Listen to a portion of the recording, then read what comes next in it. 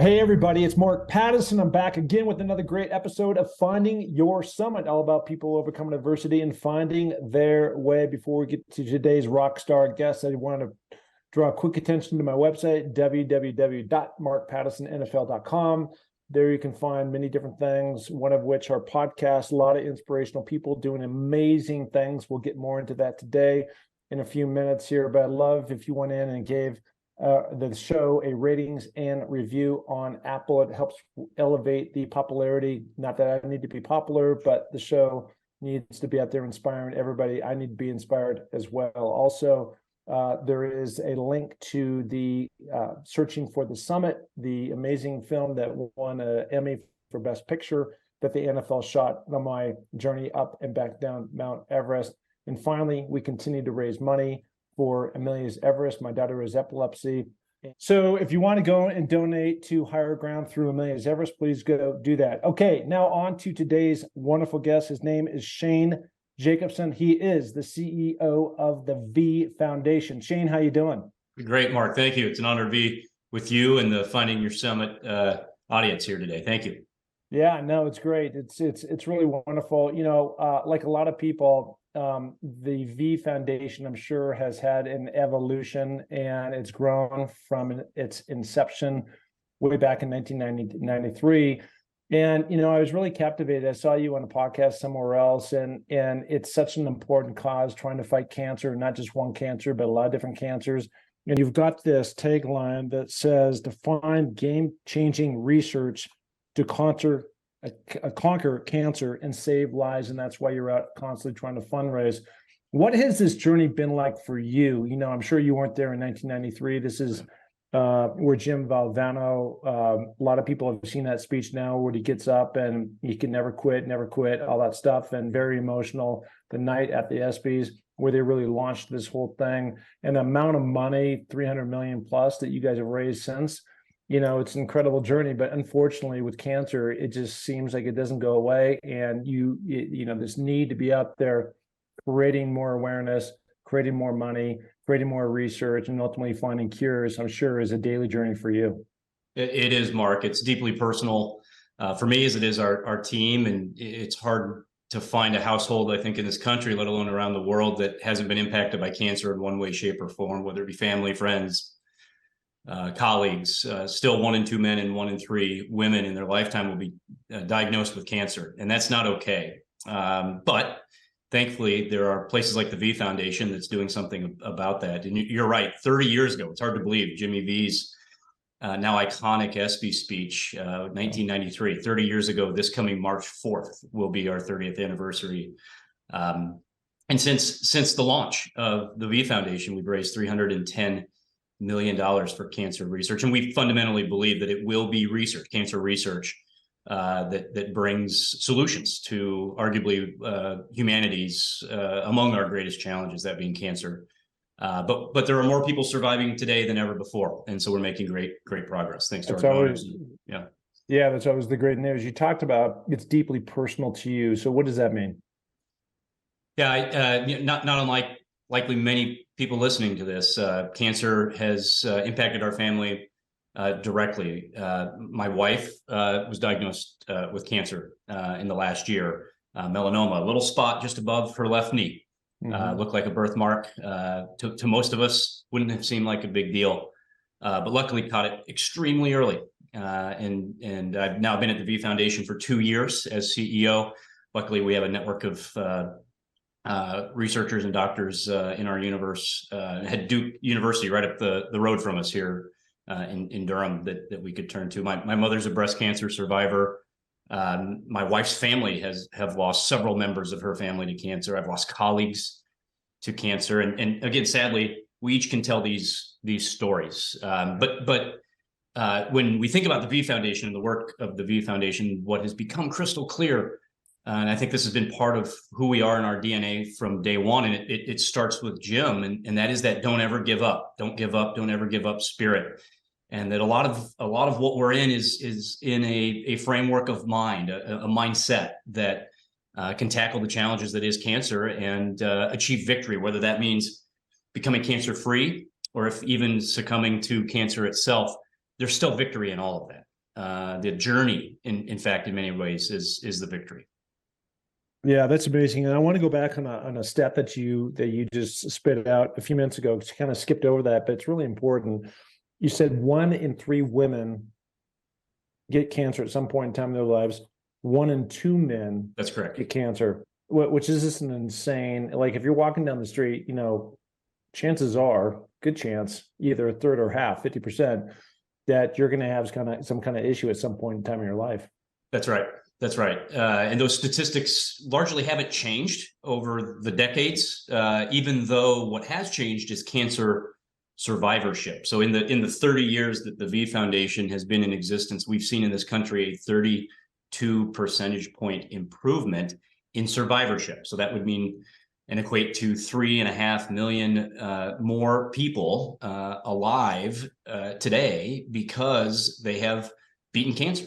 And that is due in large part to research that the oncologists, the caregivers, the families, the support systems, the don't give up mentality that we talk about, all really yielding positive outcomes. But as it relates to the statistics, as you repeated back, those still are very accurate and unfortunate, certainly in today's world.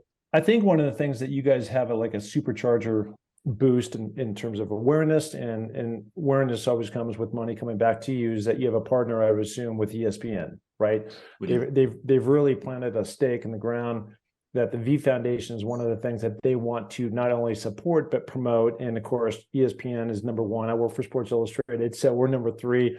We understand like the magnitude and the size and the audience that ESPN has, which is incredible. I want to ask you really quickly about, I can only imagine you've been there 2 years now, and another dynamic guy who's actually also, I believe, been affected by cancer is Dick Vitale. And he's been a big advocate for what you guys are doing, and a voice out there. I'm sure you know Dick. What has that relationship been like for you? Yeah, Dick is he's second to none. I would call him the most prolific fundraiser I have ever worked with in my career. Dick was on stage with Jim when Jim gave that ESPY speech. Dick helped introduce Coach Valvano, and so for Dick, this is deeply meaningful, very personal commitment that he made to Jim, that he would do everything he possibly can to help raise money for cancer research, as Jim Valvano gave that speech and unfortunately succumbed to cancer 2 months later in June of 1993. And so Dick actually has refined his focus over the years to pediatric cancer. He's had a number of really moving experiences and unfortunate and sad experiences with kids battling cancer.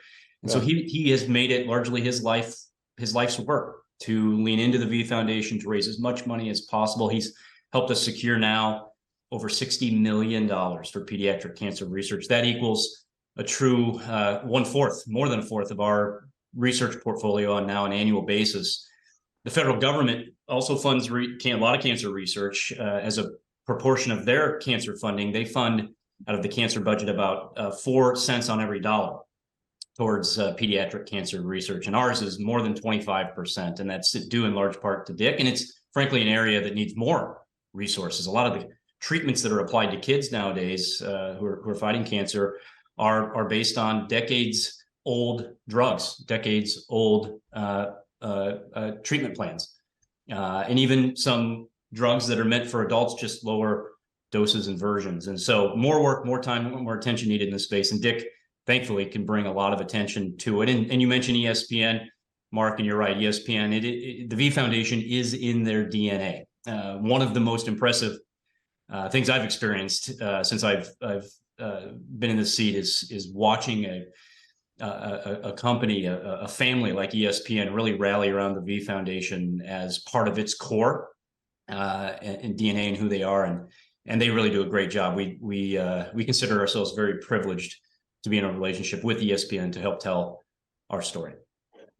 One of the things that's really interesting to me is with it's hard enough to go out and fundraise, and you need to have a personality that's got that energy to really go out. I can't imagine, like the first guy, again, sadly, back in 1993 with Jim Valvano, and he was a magnetic personality matched by Dick Vitale, who's always been known for calling these college games. and he's got such energy on the basketball court when he's announcing these different games. That's right. And I can only imagine, like, when he gets in, like when he goes around and you guys are having a fundraiser somewhere and Dick comes in and he gets at the mic, and I don't know if he's a long-winded guy or not, probably is, but it just seems like, it's hard not to get caught up in his enthusiasm or what you guys are trying to do.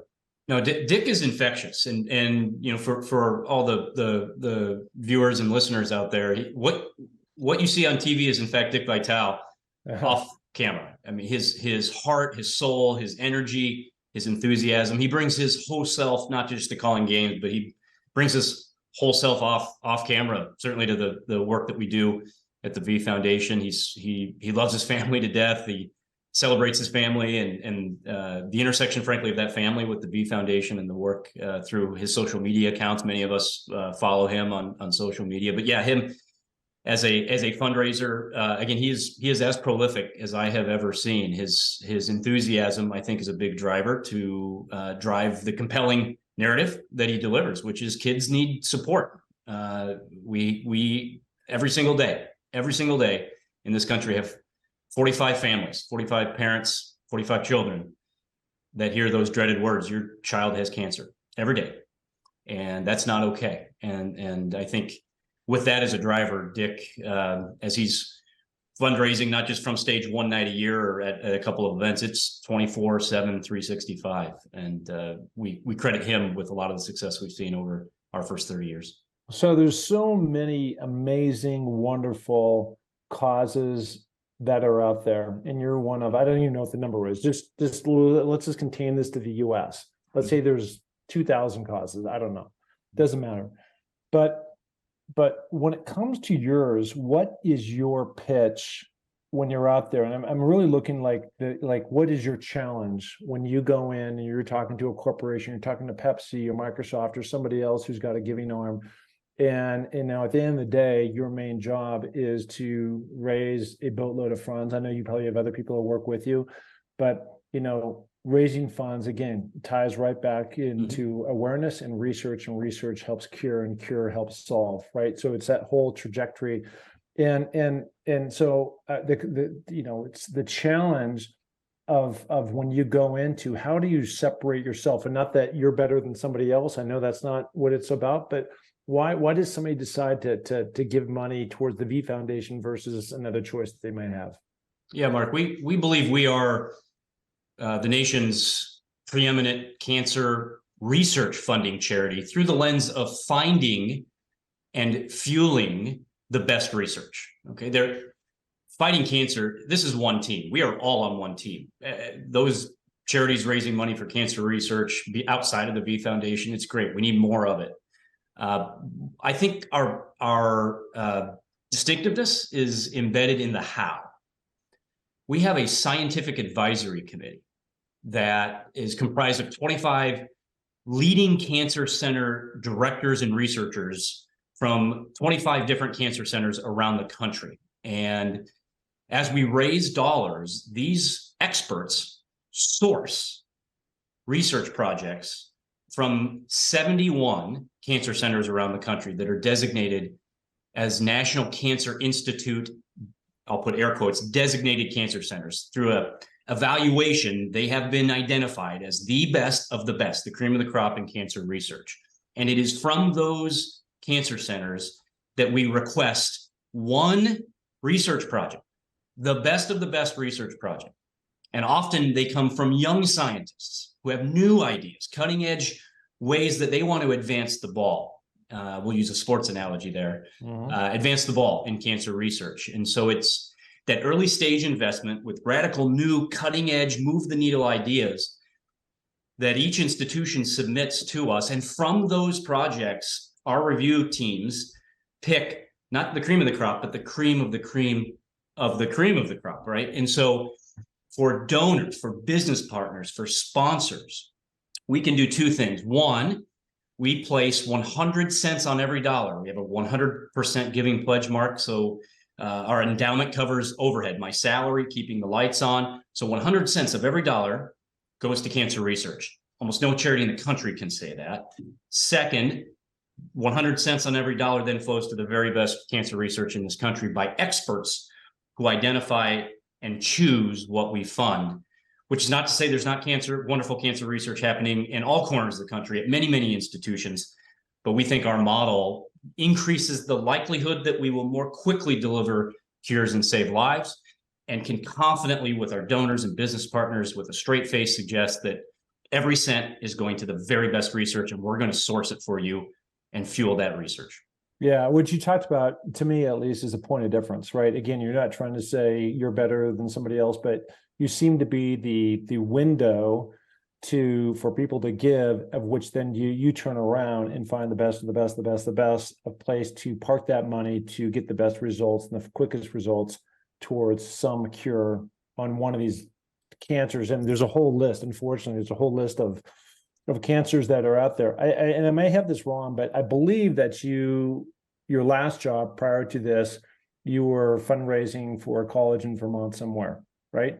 Yeah. So previously was the CEO of the University of Vermont Foundation. Yeah, which is wonderful. So and this may be all tied in the same answer that you just gave about the point of difference, but I was interested in the leap. Like, everything is going along. You had a bunch of accomplishments at Vermont.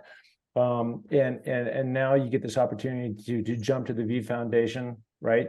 And there's a lot of different choices you can make. You can stay what was comfortable and that, you've had a lot of wins, or you can go into this new challenge. What was the driving factor that allowed you to move from point A to point B, meaning Vermont to the V Foundation? Mark, it was the chance to dive vertically deep into the space of cancer research. The University of Vermont is a very, very special place. Have a lot of friends still there, former colleagues. We had a record-setting campaign at the University of Vermont, and in that campaign did a lot of work to fund research at the Academic Medical Center, and fundraising for research and healthcare has been a part of my background for most of my career in one way, shape, or form. So it's always been important to me. Managing a university foundation enterprise is a really extraordinary opportunity. I'm a first-generation college student myself, so supporting students is a really important thing to our family.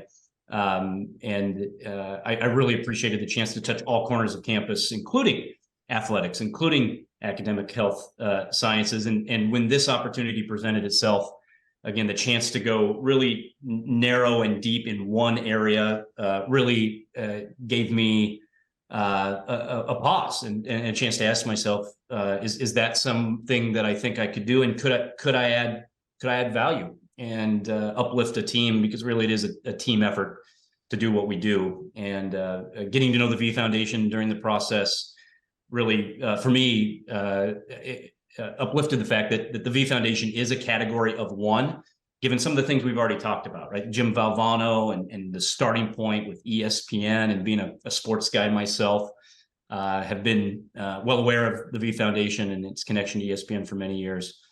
So that chance to dive vertical and try to make a difference was a deciding factor. Shane, so it's my assumption that you've been to the ESPYs a couple of times. It's a carve out with the V Foundation always included as part of that ceremony.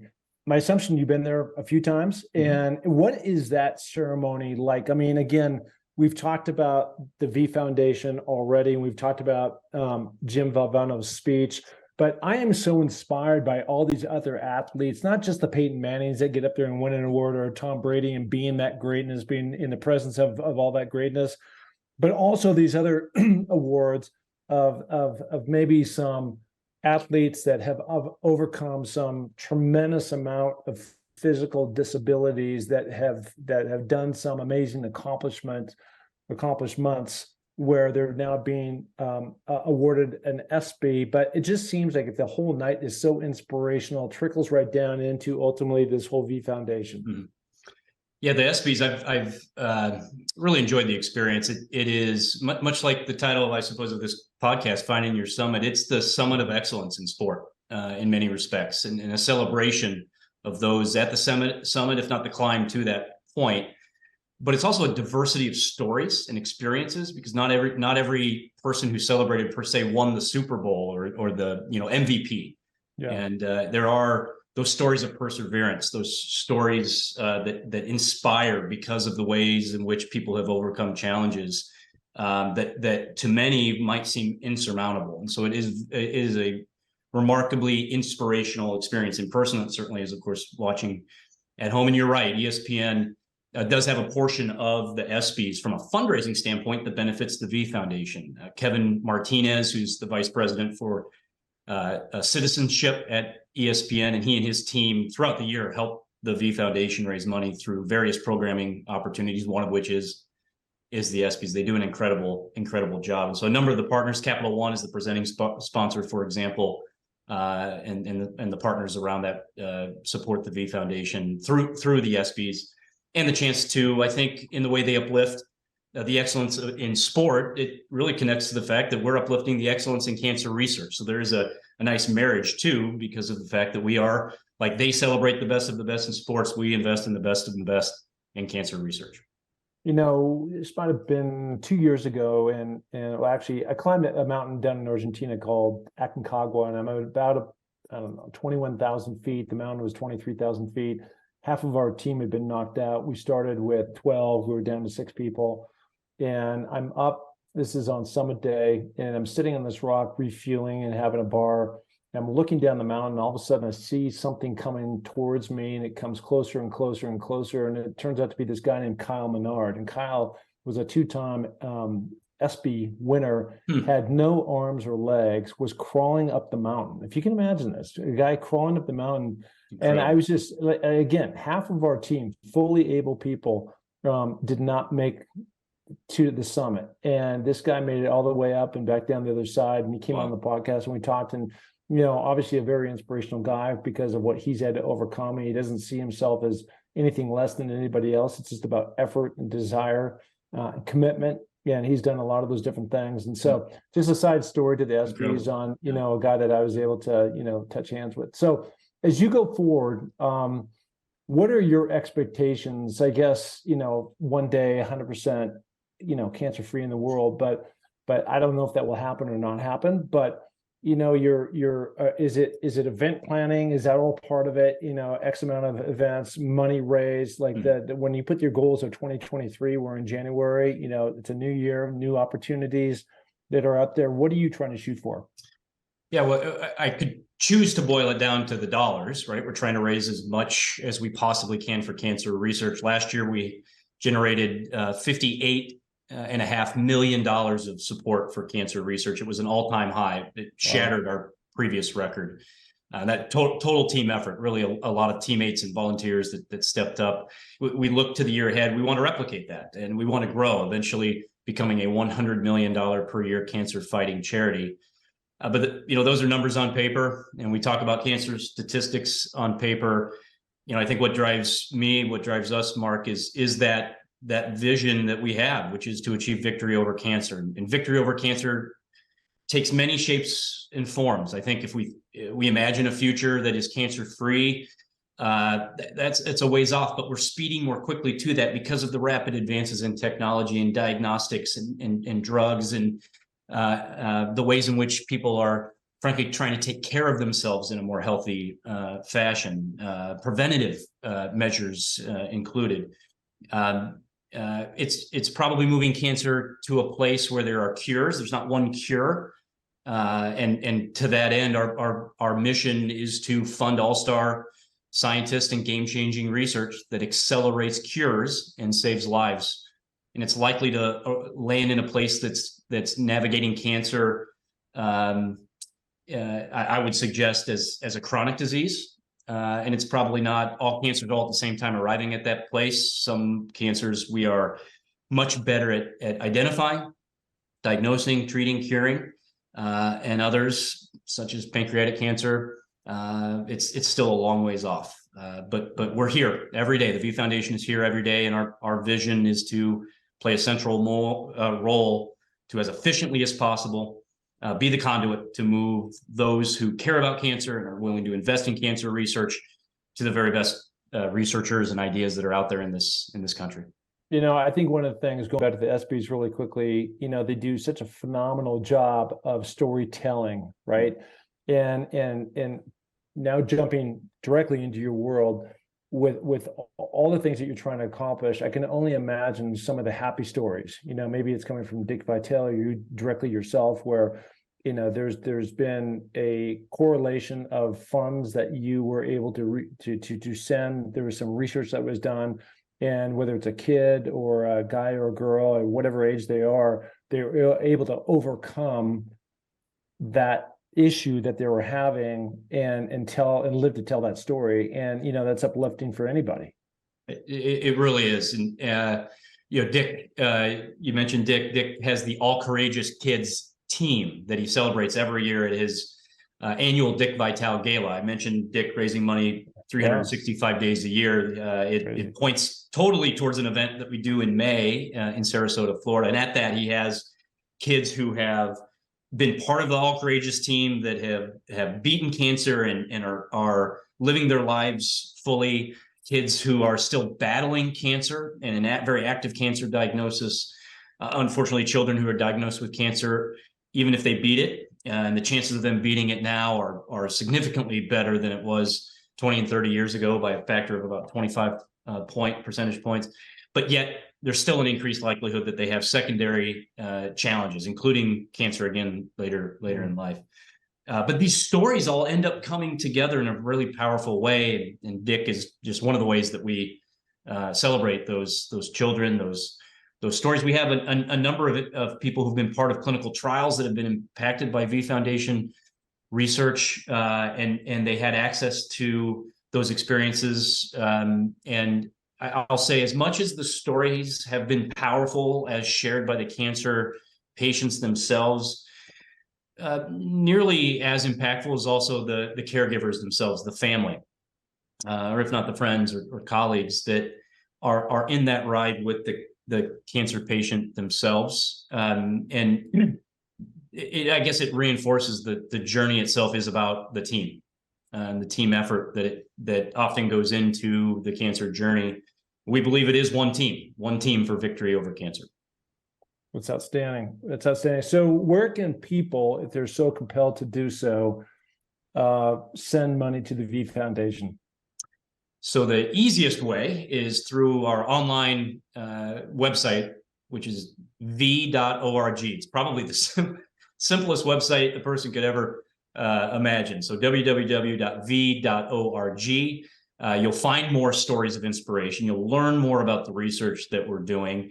Of course, there's an option to click online and give. You can give an unrestricted gift to our research portfolio. If you were so compelled to want to support pediatrics, we mentioned Dick a few times, you can support the pediatrics fund that we have. You can also get involved with the V Foundation, Mark. So we have a very active, what we call do-it-yourself program. There's a lot of people out there that would like to try to raise some money and help with cancer research. So we have a platform that would allow you to turn on a web page for yourself. It could be you want to run a marathon. It could be you're wanting to ride in a bike race. It could be you want to climb a mountain. It could be you want to throw a birthday party or celebrate somebody through an honorific or memorial gift opportunity. We've got a place where you can do that, and all of those dollars will flow right into our research portfolio, into the very best research we can find.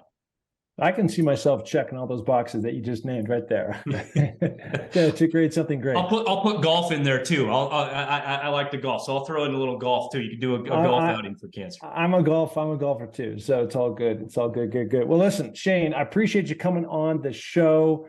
V Foundation is such an important cause. As you said before, it affects everybody, either yourself or somebody who you know. And if it hasn't happened, it's going to happen.